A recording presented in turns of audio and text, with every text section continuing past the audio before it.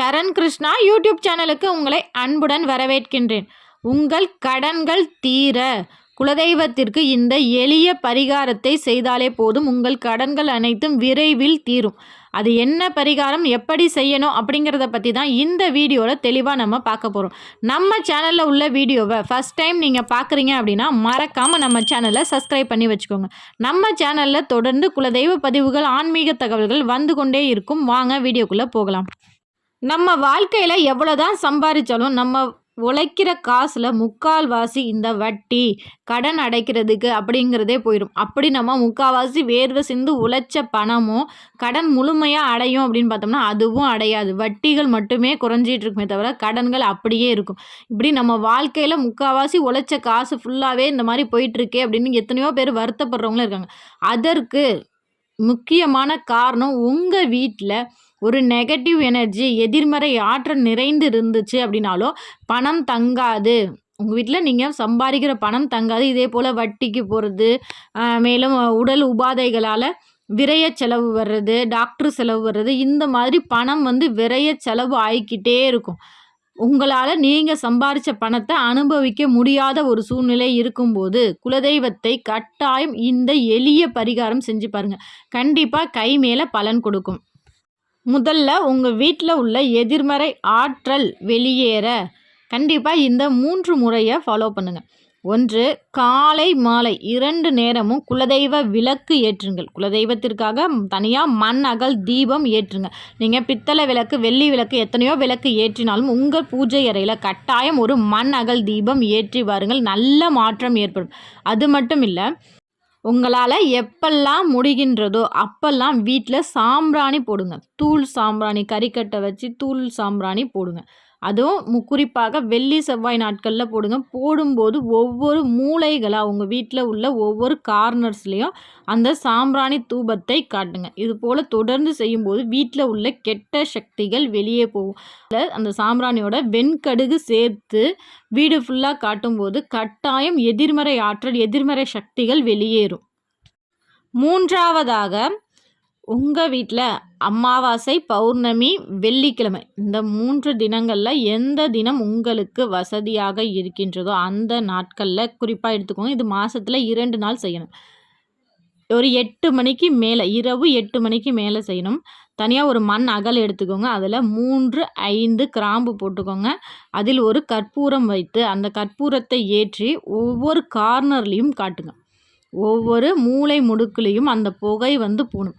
அது ரொம்ப ரொம்ப ரொம்ப சிறந்த ஒரு பரிகாரம். எதிர்மறை ஆற்றலை, கெட்ட சக்தியை வெளியேற்றுவதற்கு சிறந்த பரிகாரம் இது.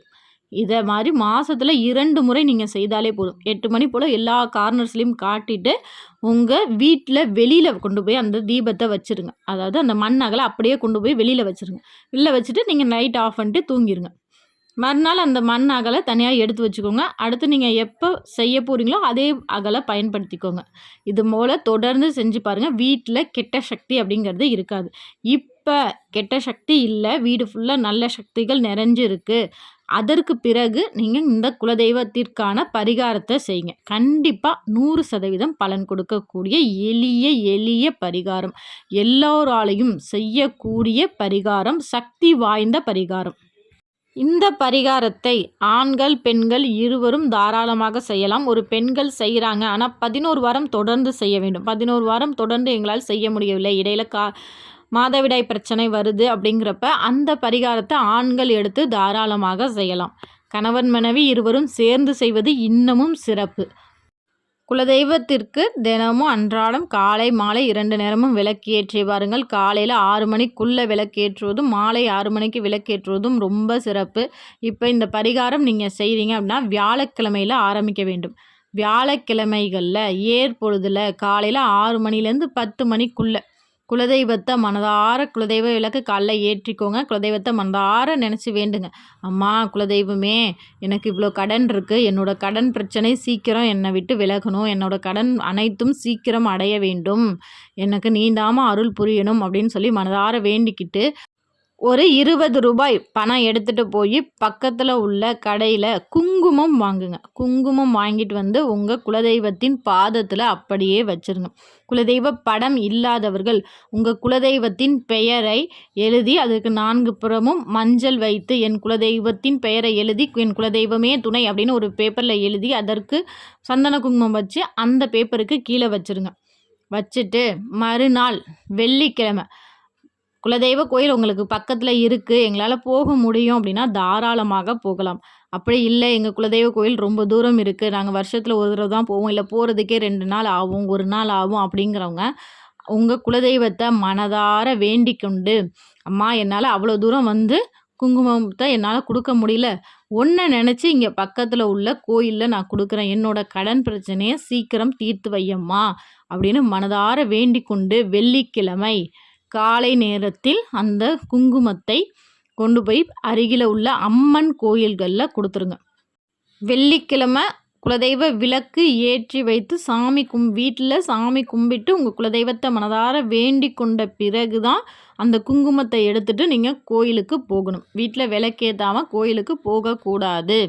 வீட்டில் விளக்கேற்றி சாமியை வேண்டிக்கிட்டு உங்கள் குலதெய்வத்தை வேண்டிக்கிட்டு அதற்கு பிறகு அந்த குங்குமத்தை கொண்டு போய் அருகில் இருக்கிற அம்மன் கோயிலில் கொடுத்துருங்க. இது போல் 11 வாரம் தொடர்ந்து செய்யுங்கள். தம்பதி சகிதமாய் செய்வது ரொம்ப சிறப்பு. ஏன்னா ஆண்களுக்கு தான் கடன் பிரச்சனை அதிகமாக இருக்கும். அப்படி இருக்கும்போது ஆண்களும் இந்த வழிபாட்டில் கலந்து கொள்ளும்போது இந்த பரிகாரம் செய்யும்போது ரொம்பவே சீக்கிரம் நல்ல பலன்கள் ஏற்படும். ஆண்களால் வர முடியாத சூழ்நிலை, வேலைப்பளு காரணமாக அவங்களால இதை செய்ய முடியாது அப்படிங்கிறப்ப மனைவிமார்கள் தாராளமாக செய்யலாம். மனைவியால் முடியாத போது மாதவிடாய் பிரச்சனை காரணமாக இந்த 11 வாரத்தில் இடையில ஏதேனும் தடங்கள் வந்தால் கட்டாயம் அதை ஆண்கள் எடுத்து செய்யலாம். ரொம்ப ரொம்ப எளிய பரிகாரம், ஆனால் சக்தி வாய்ந்த பரிகாரம். நம்ம குலதெய்வத்தை வேண்டி செய்யும்போது கண்டிப்பாக அதற்கு பலன்கள் கைமேல பலன் கிடைக்கும். ஒரு 5 வாரம் செஞ்சுருக்கீங்க, மாதவிடாய் பிரச்சனை பெண்களுக்கு வந்துருச்சு, ஆண்களாலையும் செய்ய முடியல அப்படிங்கிறப்ப பெண்கள் அந்த ஒரு வாரத்தை ஸ்கிப் பண்ணிவிட்டு அதை அடுத்த வாரத்திலிருந்து அது 6வது வாரமாக கணக்கு வைத்து கொண்டு தாராளமாக செய்யலாம். இது ஆண்களால் முடியாத பட்சத்தில் மட்டுமே. ஆண்களால் செய்ய முடியும்னா தாராளமாக ஆண்கள் செய்யலாம்.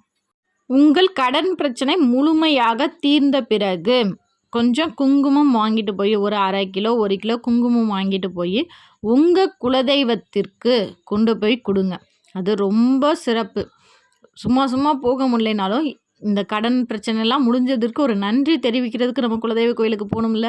அம்மா என்னோடய கடன் பிரச்சனை முழுமையாக தீர்ந்தது, ரொம்ப நன்றி அம்மா அப்படின்னு சொல்லி, இல்லை உங்கள் குலதெய்வ கோயிலில் விபூதி தான் அதிகம் பயன்படுத்துவாங்க அப்படின்னா ஒரு 100 கிராம் குங்குமம் வாங்கிட்டு ஒரு 1/2 கிலோ விபூதி இந்த மாதிரி வாங்கிட்டு போய் உங்கள் குலதெய்வ எல்லையில் குலதெய்வத்திற்கு கொடுத்து மனமாற நன்றி கூறுங்க. இந்த மாதிரி நீங்கள் சொல்லும்போது அடுத்து கடன் பிரச்சனை அப்படிங்கிறது உங்களுக்கு வரவே வராது. கண்டிப்பாக இந்த எளிய பரிகாரத்தை எல்லாரும் செஞ்சு பாருங்கள். கை மேலே பலன் கொடுக்கக்கூடிய பரிகாரம். கண்டிப்பாக இந்த வீடியோ உங்களுக்கு பயனுள்ளதாக இருக்கும் என்ற நம்பிக்கையில் மற்றொரு வீடியோவில் சந்திக்கிறேன். இந்த வீடியோ உங்களுக்கு பிடிச்சிருந்தால் லைக் பண்ணுங்கள், ஷேர் பண்ணுங்கள், மறக்காமல் சப்ஸ்கிரைப் பண்ணுங்கள். சரண் கிருஷ்ணா யூடியூப் சேனல். நன்றி, வணக்கம்.